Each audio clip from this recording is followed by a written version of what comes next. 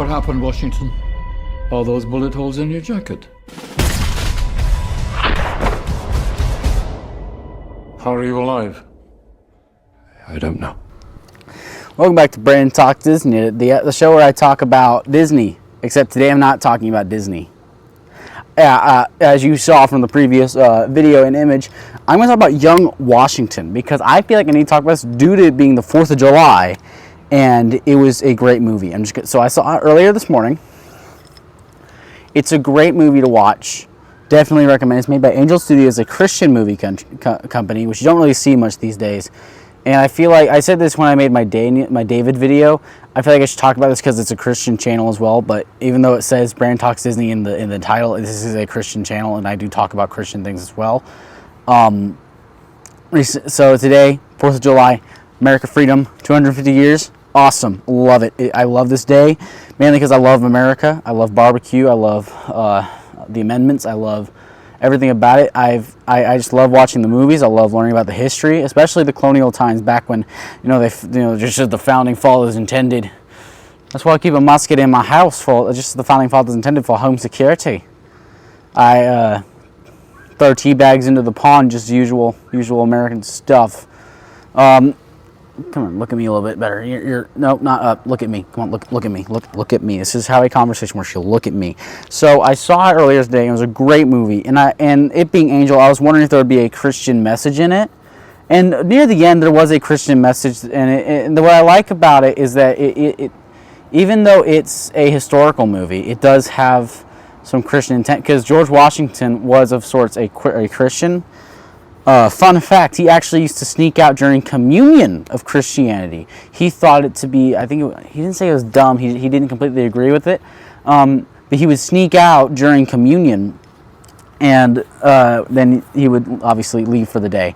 The commander-in-chief, George Washington, wasn't always a commander as well. He grew up in a really poor family. His father passed away when he was very young. He had his half-brother to come in and take care of him, essentially. George Washington lived on the frontier. He lived working for his mom, who was a widow. He also lived very poorly. Not like as in a bad way, but he lived very poor. His brother taught him how to be a respectful young man. His brother taught him how to live for the king, his majesty type stuff.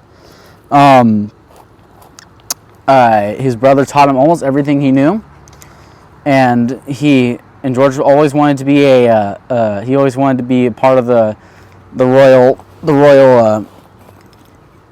So many bugs. It is outside, anyways.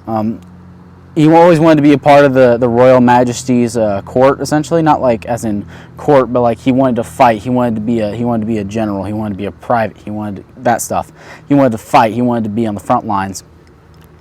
So throughout the movie, you see him keep trying and pushing to become part of the military, and when he does, he's instantly granted this position of major, which is not high, but it's there. It's there, and then he by halfway through the movie, he becomes a colonel nowhere because the guy that was supposed to be the colonel got shot, so he had to take the position, and then he quit because even if you watch Hamilton, he talks about it. He says, I was younger than you are now when I was given my first command. I led my men straight into a massacre. I witnessed their deaths firsthand.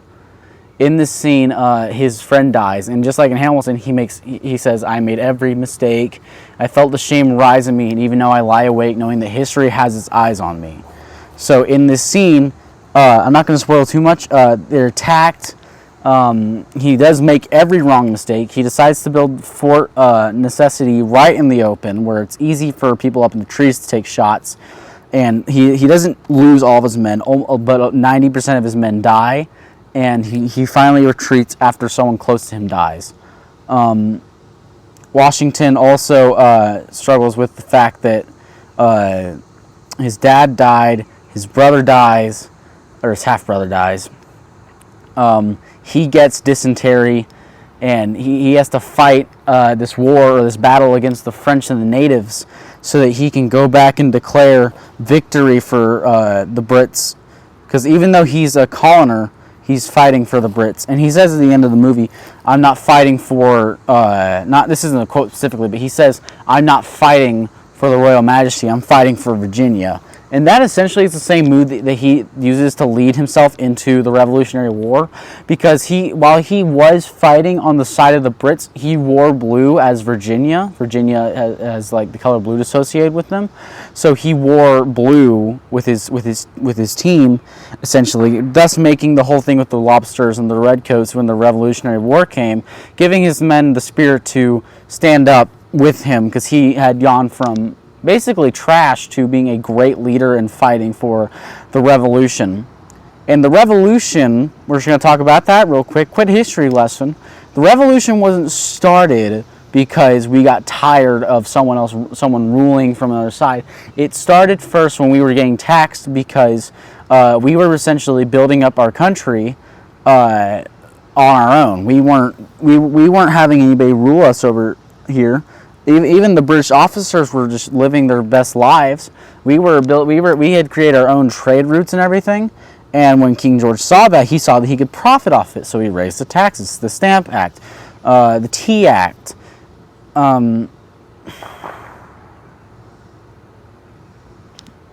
Is someone exercising their Second Amendment? Huh. But yeah, he raised these certain acts and things so that he could get most of the profit from what was happening in America. So with that happening, America said, not happening. So 1776, 250 years ago, today, the Declaration of Independence was signed. Fun fact, John Hancock signed the Declaration of Independence bigger than anyone else and said, I don't want them to wear their glasses when they see my name. He was such a revolutionary that he did not care if you had vision problems or not. He wanted you to know that he was fighting. I'll quote, give me liberty or give me death. That's another one. Essentially, so they taxed us relentlessly, and King George would run around and run a spending spree. And he was never going to set the descendants free so there would be a revolution. Enter the 13 colonies. So 1776, 250 years ago, they signed the Declaration of Independence, getting away from all the... I'm sorry if it looks like I'm like waving or anything or saluting. I've got bugs flying in my face. It's very annoying. So we see that the world is turning, everything's changing. The world turns upside down. We actually finally start defeating and winning against the Brits. And the French come in and help at one point, which is kind of strange because the Brits were like mortal enemies with George Washington. And the natives were basically being kicked out of their homes. They didn't have anybody on their side. They originally had the French on the Brits on their side, and they turned to the French, and then the French came up against them after the Brits came up against them. And then the natives were just being absolutely bombarded by those who were attacking them. And I mean, in the end, it was mass death and utter chaos, and that's why we signed in all of our documents. It has the right to a peaceful revolution, which I don't think there's a problem with America. I mean, there's obviously going to be problems. There's sin in the world. There's destruction. But anyways, I'm getting off point. Young Washington, great movie. It's not entirely family friendly. It's got some gore from just getting shot because it is battle. It is people getting killed. And there's blood from people dealing with dysentery and illnesses. I hate mosquitoes. Gotta say, the worst thing about America is mosquitoes, but they're everywhere. But yeah, it's a great movie. It really shows how George Washington had to deal with having to go from a farmer to a fighter, and it's awesome to see how the man who once fought for the Brits now fought for our country and then died on Mount Vernon, knowing that he had successfully helped our country change. And then he set so many precedents, like taking 2 terms as a president. And he also made sure that it was free for people to have speech and be out there. One of my favorite American things to watch is the Hall of Presidents from Disney. And it's such a great show because it goes up to World War II. And it's just one of my favorite things to watch. You should go watch it now. I think I've got a video on my channel. If not, go find another YouTuber or anything. There's a video on there somewhere.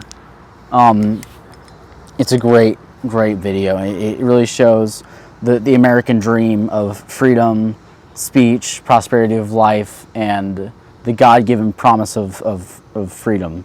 And I love that even though it's I don't really see it as a Christian thing specifically, they do say God save us or God help us, like when they're in a dire situation, which is honestly a normal thing to say. They say it in a lot of movies and other media and other things in general. People will say God help me, whether it be Christian or not. But I feel like in this it had a specific message for that they were calling upon God himself, because that's what Christian was built. That's what not Christian. That's what America was built off of. Was a group of Christians known as the Quakers who didn't want to be oppressed and forced to do certain things that the Catholic Church was doing in England. So they had broken off from the because back in England, now it wasn't the Catholics, it was Church of England, because that's run by the King, not the Pope, and that doesn't always stick to Christian morals. It sticks wherever the King wants it to. So they broke off and ran away and came to America to then build up their own revival. And even though there's not really much Christian emphasis, it's a great show. It's a great movie, and and America is if you want a symbol of freedom, it's America. Thank you guys for watching. I'll see y'all later. Bye.